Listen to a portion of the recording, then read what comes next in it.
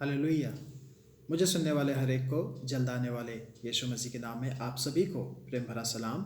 मैं आशा करता हूँ आप सभी दिन प्रतिदिन लगातार यीशु मसीह में बढ़ते जा रहे हैं। तो आइए मेरे प्रियो, आज के वचन की ओर हम आगे बढ़ेंगे और आज का हमारा जो विषय है वह इस प्रकार से है, ओठों की उपज या फिर हमारे ओठों का फसल। मेरे प्रियो, एक सवाल है, वह सवाल यह है कि यदि आप करेला खाएं और उस करेले का कड़वाहट अगर आप दूध से आपका मुंह धोने के दौरान आप निकालना चाहते हैं तो क्या निकलेगा? इसी बात को दूसरे तरीके से, करेले की कड़वाहट दूध से धोने पर क्या निकलेगी? आप सभी के मन में इसका उत्तर आ चुका होगा। इसी प्रकार से कुछ लोगों को कितना भी आप समझाएं, कितना भी उन्हें उपदेश दें, उनके जीवन में कुछ भी परिवर्तन नहीं होता है। उनकी जीभ कुत्ते के पूंछ के समान हमेशा टेढ़ी की टेढ़ी रहती है और मुंह से निकलने वाले शब्द कांटों जैसे चुभते हैं। इतना भी नहीं, उनका कठोर वचन या फिर कठोर बातें, कटु वचन और अनुभव दूसरों को भी भुगतना पड़ता है। यदि आप नीति वचन अध्याय 18 आयत 20 पढ़ेंगे तो वहाँ पर परमेश्वर का वचन इस प्रकार से लिखा है, मनुष्य का पेट मुंह की बातों के फल से भरता है और बोलने से जो कुछ प्राप्त होता है उससे वह तृप्त होता है। मेरे प्रियो, अक्सर लोग चावल, गेहूँ, बाजरा, मकाई, दाल, रोटी, सब्जी से, इन सभी बातों से अपना पेट भरते हैं।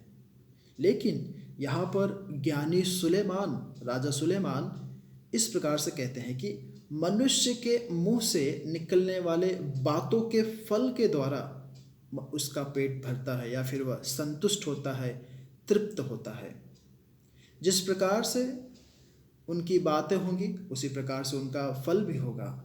एक व्यक्ति जिस प्रकार का व्यवहार दूसरों के साथ करता है या फिर दूसरों के साथ रखता है उसी प्रकार का उसका जीवन भी होता है।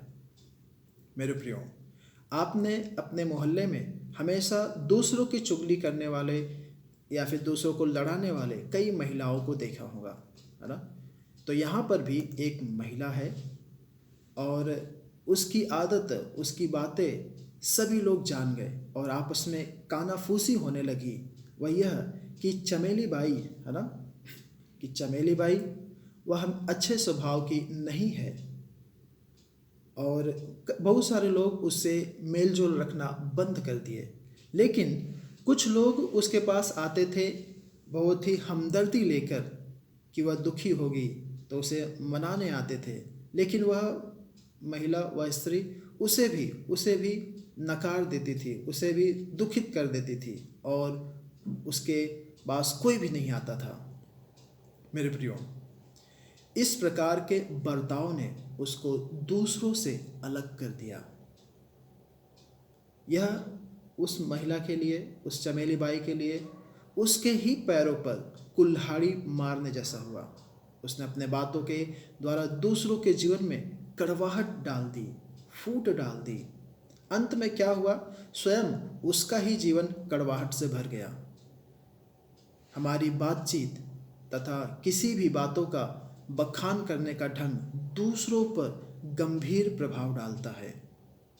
चाहे आप बातचीत करें या फिर उन सारी बातों को बढ़ा चढ़ा कर आप बताएं, बहुत ही गंभीर असर डालता है, प्रभाव डालता है। परमेश्वर का वचन प्रेम में सत्य बोलने की हमें आज्ञा देता है। मेरे प्रियो, इन बातों में लापरवाही से हमारे अपने और दूसरों के जीवन में बहुत प्रतिकूल प्रभाव पड़ता है। इस विचार के साथ ही बातें करें कि कैसे हमारी बातों से अन्य लोग लाभ पा सकें, उनका फ़ायदा हो सके, उनको आशीष मिल सके, उनको अनुग्रह मिल सके। यह वास्तव में मुश्किल काम है। आपको लगेगा कि मैं क्यों दूसरों को फ़ायदा पहुंचाऊं? लेकिन मेरे प्रियो, नियंत्रण जब प्रतिरोज, हर रोज निरंतर आप इस प्रकार का अभ्यास करते रहेंगे, दूसरों को अनुग्रहमय वचन बोलने के लिए, अपना वाणी बहुत ही मीठा करने के लिए, तब देखना निरंतर प्रयास से ही आपके व्यवहार के द्वारा आपके संबंध दृढ़ हो जाएंगे, मजबूत हो जाएंगे। नहीं तो जहाँ भी आप जाएंगे, आपकी बातों से या फिर आपके बातचीत से आप खुद दुखी होंगे और जो भी आपसे बातचीत करेंगे वे भी दुखी होंगे। मेरे प्रियो, जब मैं छोटा था, जब मैं स्कूल में पढ़ रहा था, हमारे इलाके का ही एक लड़का खो गया। आसपास पूरा हड़कंप मच गया। लोग यहाँ वहाँ दौड़ने लगे। वह हमारे पास के ही स्कूल में पढ़ाई करता था, पढ़ता था, और आसपास के नदी, तालाब, पहाड़, हर एक जहाँ जहाँ पे पर भी वह जा सकता था, हमने तलाशा और उसका कोई पता नहीं चला। कई हफ्तों के बाद पता चला कि वह घर छोड़कर भाग गया। उड़ाऊ पुत्र की तरह जेब खाली होने पर भटकते भटकते घर वापस आया। वह क्यों घर छोड़कर भाग गया था मेरे प्रियो?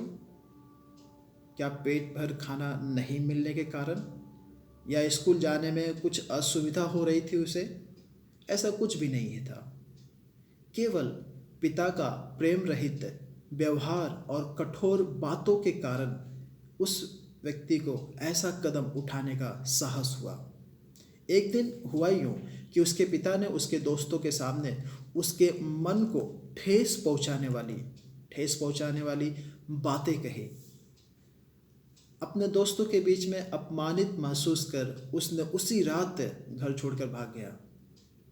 ध्यान देने पर पता चला कि प्रत्येक परेशानियों का मुख्य कारण मनुष्यों की कठोर बातें हैं।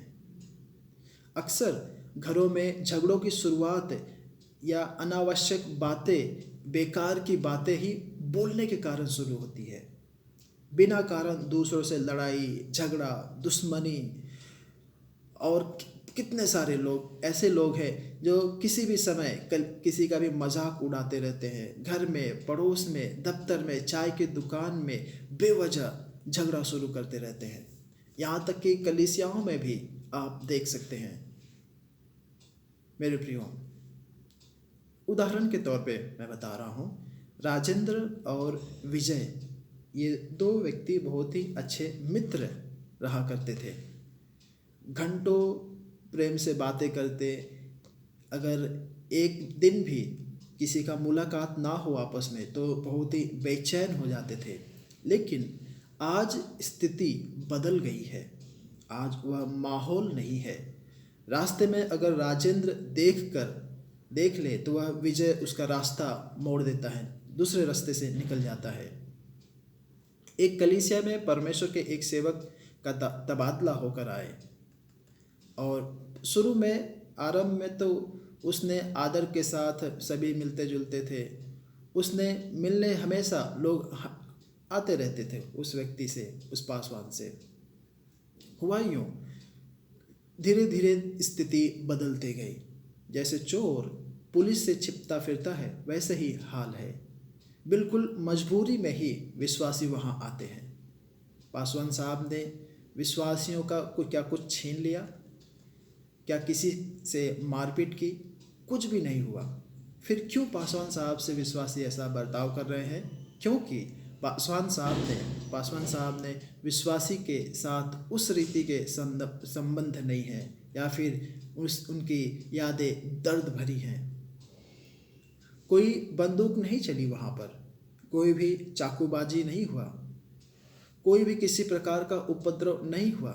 लेकिन ऐसा क्यों हुआ? कोई भी इस व्यक्ति से मिलने क्यों नहीं आते? इससे भी अधिक बहुत कुछ हुआ मेरे प्रियो। बिना सोचे विचारे कहे गए उस व्यक्ति के वचन बहुतों को उनसे अलग कर दिया। बोलने का ढंग हो सकता है, आपने जो कहा, कही हुई बात सत्य हो सकती है, लेकिन अनुचित समय में अनुचित ढंग से पेश किए हुए बातों का परिणाम बहुत ही तकलीफ देयक हो सकता है, या फिर बहुत ही तकलीफ आपको दे सकता है। कुछ समय पहले ही यह बातें हुई थी। कुछ मित्र आपस में बातें कर रहे थे। एक मित्र ने दूसरे मित्र से उसकी मुंबई में कुछ नौकरी के संदर्भ में कुछ बातों को लेकर उसने उभारा, और वहाँ पर किसी लड़की के संदर्भ में बातचीत हुई और उसे अपमान करने वाले कुछ शब्द कहे। यह सुनते ही जैसे वहाँ पर एक बिजली गिर गया, ऐसा वातावरण हो गया, जिसके बारे में यह बात कही गई कि उसका चेहरा पीला पड़ गया और सभी को सांप सूंघ गया। तुरंत ही वह मित्र वहाँ से उठकर चला गया। कुछ हफ्तों बाद पता चला कि हंसी मजाक में दोस्त ने ये बात कही थी, लेकिन हंसी मजाक में कही ये सारी बातें उस मित्र ने अपने हृदय पे ले लिया, अपने दिल पे ले लिया, जिस कारण से उसका दिल टूट गया और ये सारी बातें उसके हृदय की गहराई तक जा लगी। मेरे प्रियो, बाद में दोनों मित्रों से बातचीत होने पर इस समस्या को सुलझाने का प्रयास किया गया। उस व्यक्ति ने कहा कि कोई भी घटना उसके जीवन में नहीं घटी, मुझे नीचा दिखाने के लिए ही उसने ये सारी बातें कही। यही बात यदि वह मुझे अकेले में कहता तो मुझे कोई दुख नहीं था, लेकिन 4-5 मित्रों के बीच में अपमानजनक बातें कहना, क्या यही हंसी मजाक है? मेरे प्रियो, कई लोगों की नाराजगी और दुश्मनी का मूल कारण यही है कि आप किस प्रकार से बातचीत करते हैं। हो सकता है जो कहा वह सत्य हो, लेकिन कहने का ढंग और अवसर गलत है। प्रेम से रहना कितना अच्छा है। लड़ाई झगड़े, शांति, गलत फहमी में रहने से दुख और नुकसान के अलावा कुछ भी हासिल नहीं होता है। मेरे प्रियो, स्वभाव कितना भी अच्छा हो, व्यवहार कितना भी कुशल हो, लेकिन मुंह से निकले शब्दों से दूसरों को चोट ही पहुंचती है और इसके बारे में कोई भी व्यक्ति अच्छा विचार नहीं कर सकता। इससे नुकसान किसका है? वचन इस प्रकार से कहता है, जो तू बोएगा वही काटेगा। दूसरों के जले पर नमक छिड़कने वाली बातें ना करें, परंतु शांति मेल मिलाप की बातें कहें। इतना ही नहीं मेरे प्रियो, परमेश्वर का प्रेम आत्मा आपके हृदय को नियंत्रण करे। इसके लिए यीशु मसीह को अपना हृदय, अपना जीवन समर्पित करें। तब परमेश्वर का आत्मा, जो पवित्र आत्मा है, आपकी जीभ का नियंत्रण करेगा। होने पाए आप इन सारी बातों के विषय में मनन करें, सोच विचार करें, तो जरूर है परमेश्वर आपको अगुवाई करेंगे। परमेश्वर आप सभी को आशीष करे, अनुग्रहित करे। आमीन। आइए हम प्रार्थना करें। प्रभु जी, धन्यवाद परमेश्वर सुंदर समय के लिए। सुने हुए इन हर एक बातों को परमेश्वर अपने जीवन में लागू करने के लिए और ओठों से परमेश्वर अच्छे शब्द निकालने के लिए तू सहायता मदद कर। प्रभु जी, जिन जिन लोगों ने ये वचन सुने हैं, तूने उन सभी को अनुग्रहित किया, धन्यवाद कहते हैं। तेरे द्वारा परमेश्वर एक नया प्रकाशन हर एक को मिलने दे। प्रभु जी, तूने आशीष किया, अनुग्रहित किया, धन्यवाद। यह प्रार्थना यीशु के नाम से मांगता हूँ, आमीन। आमीन। आप सभी को जय मसीह की।